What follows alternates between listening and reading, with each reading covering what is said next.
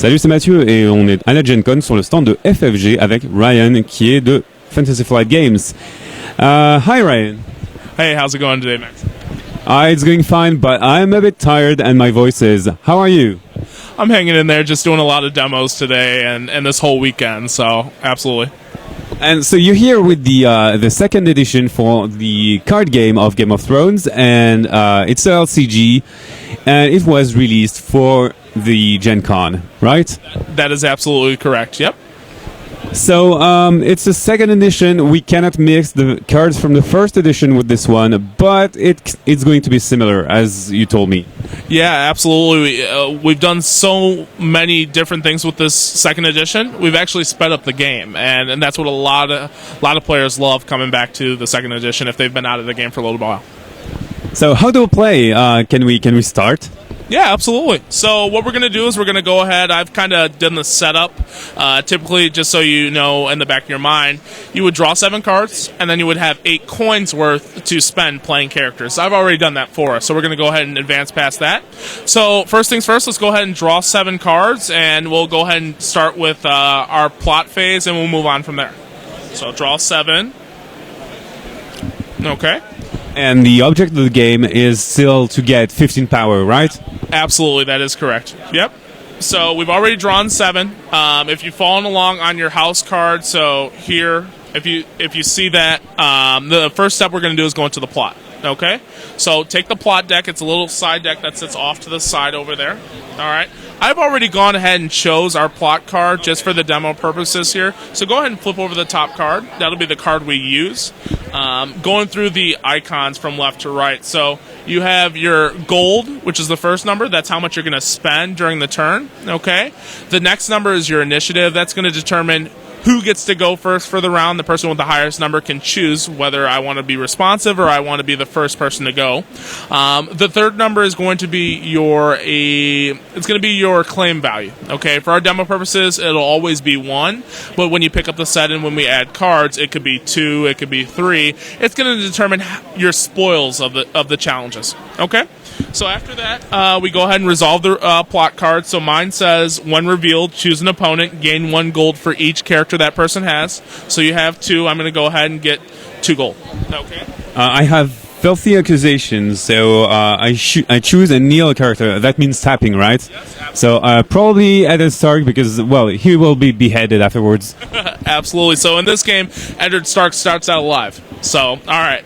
So moving on from the plot, we'll go ahead and draw cards. So we draw 2 cards, both of us, add it to our hand. All right. Then the next step, very simply put, is marshalling. Okay, that's where we get to play cards. So real quickly, the anatomy of a card is as such. Let me get these coins out of the way here. The anatomy of a card is as such. In the upper left-hand corner, you have the cost. Right underneath that, you have what type of card. There's characters, there's locations, there's attachments, and there's events. Okay. Right below that, if it's a character card, it's going to have 3 symbols. There's going to be a red, a green, and a blue. The red is strength. The green is not intrigue. Yes, absolutely. Yep. And the third is power. Okay, or blue is power. Right under that, on the character card, is the strength. The strength value is going to determine how successful you are in the challenges. All right. Right to the left of that is going to be the character's name. Underneath that will be some bold italicized words, which will be traits. Those won't have any impact on the game unless they're referred to. So if you have a lord or lady in play, +1 strength, so on and so forth. Okay. Underneath that, you'll have sometimes you'll have a 1-word keyword or a trait. Okay, the trait will typically be explained in parentheses after it. Some of the cards here don't have it, so if you have any questions as we're going through, feel free to ask me in that regard. After that, we'll have the card effect. This game does a really good job in terms of talking about when you can use the card. Okay, so it'll say reaction after blah blah blah happens, do this. Okay, or it'll say marshalling action, so you do it during the marshalling phase. Or it'll say challenging action, you do it during the challenge phase. Okay, so the game is very, very easy when it comes to telling players when they can play cards. Okay, so we'll go ahead and I'll go ahead and take the first turn here, just playing some cards that I have here in my hand. So, how you determine how much you have to spend? I got the 2 earlier from my plot card, and then I have a 3 on the first number, so I'll have 5 to start with. Okay, you'll have 4 to start from your plot, plus you have a character in play that's going to give you 2, so it's going to give you 6 to start with. Okay, so let's see what I got here. I got 5 to work with. I'll go ahead and play. I'll play a Rose Road, which is 0. It's going to give me more coins on subsequent turns. And then I'll play a Tumblestone Knight. And I'll play Sansa Stark. Okay? Correct. All right.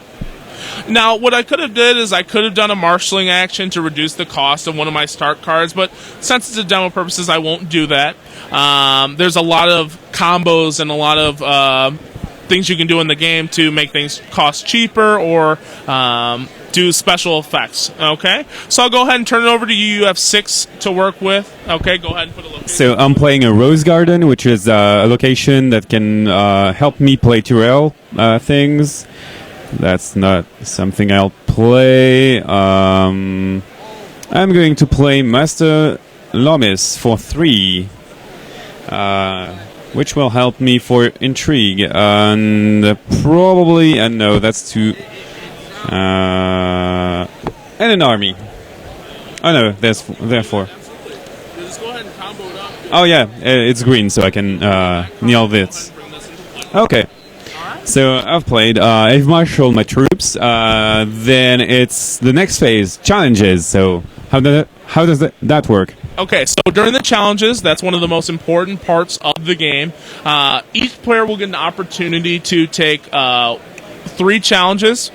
You can't take like challenges, so you have to take a different one each time. There are 3 different types. There's military, which is on the top. There's, I keep forgetting, it's intrigue, right. Intrigue is the green one, and then power on the bottom. Okay?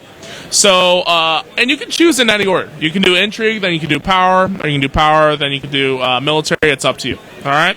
So, since I'm going first, I'll go ahead and do the first challenge. All right. So, how challenges work or why they're important is each challenge is going to allow you to manipulate the game. So, the first challenge, if I do a military, is going to allow me to get rid of some of my opponent's characters. Okay, my opponent gets to choose, but it's a way to limit the number of characters they have in front of them. Then there's the intrigue challenge. If I win an intrigue challenge, it's going to allow me to manipulate my opponent's hand, so I can randomly discard a card in their hand and put it in the discard pile. So power challenge. What is a power challenge then? Power challenge. That's sort of the name of the game here. We're in Westeros. We're fighting for power in the kingdom. So if you do a power challenge and you're successful at it, what you do is you get a power token and you get to place it on your house card. Okay, and the person, like I said earlier, the person with the most power at the end of the game will be the winner, and you play to 15 power. As soon as you have 15 power, game over. All right. So let's go ahead and let's do a challenge and see what that looks like. So I'm going to go ahead and I'll do a military challenge. I'll use my Tumblestone Knight to do a military challenge. Now, he has a strength of 2, so you need to beat 2. You have to have 3 or higher in terms of strength. What happens if I don't win, or, well, I'm going to lose a unit of your choice, and what happens if I win? Yeah, so if you choose not to defend against the military challenge, it's going to reward the player who's the attacker. I'm going to go ahead and get a bonus power for overpowering or overwhelming my opponent, okay? But if you choose to defend against it and you, for instance, you go higher than the number that I'm challenging with, you just fend it off. You defend it, okay? If we're tied, tied goes to the attacker, so I win. So, for instance, let's just go ahead and play around here.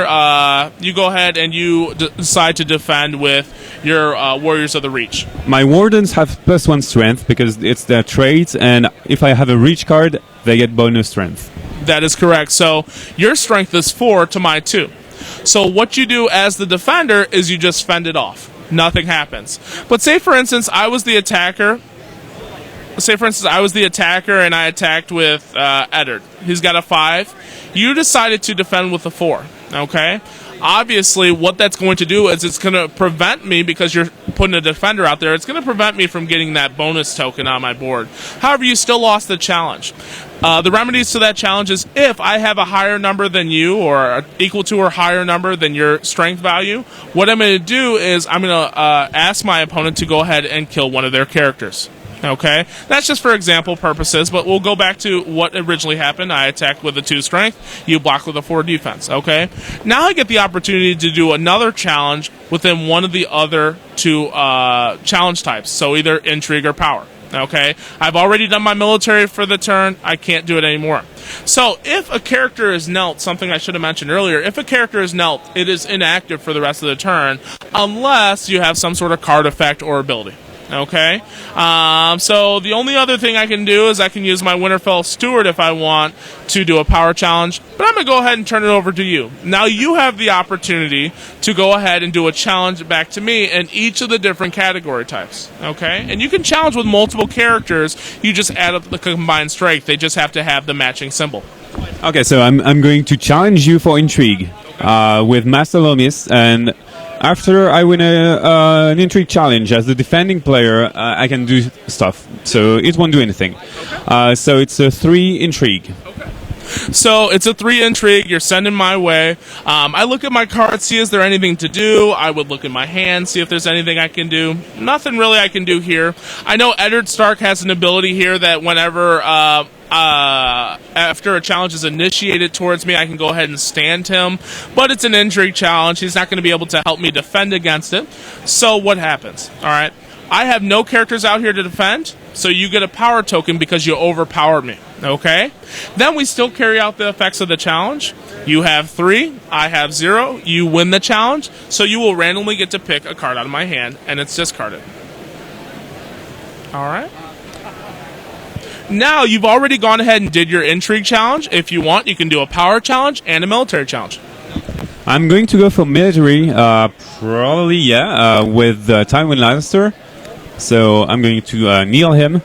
Okay, so the military challenge, you're coming at me with 6 strength. I look at my characters I have available. Eddard's standing now, so I can go ahead and use him to defend. Okay, he's only got a 5, where Tywin's got a 6. Okay, so you're going to win the challenge, but it's going to prevent you from getting that bonus token like you got last time. All right, so Tywin has Renown. Renown's one of those skills I was talking about earlier.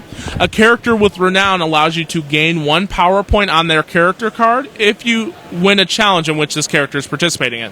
So you get a power point on your Tywin card. All right. And if Tywin dies, the power goes. That is absolutely correct.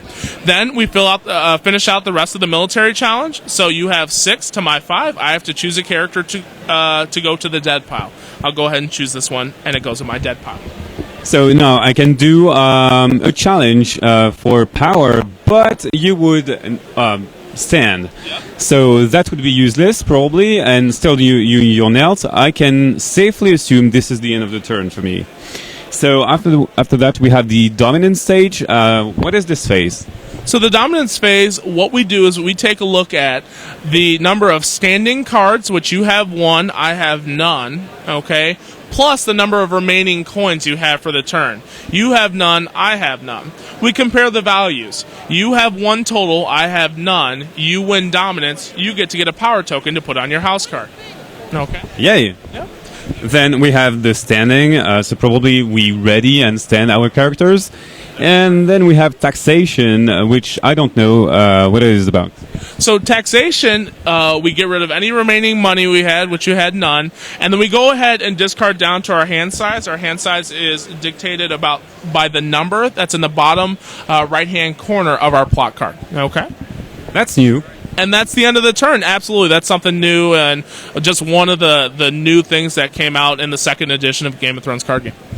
So, aside from the limited hand size, what's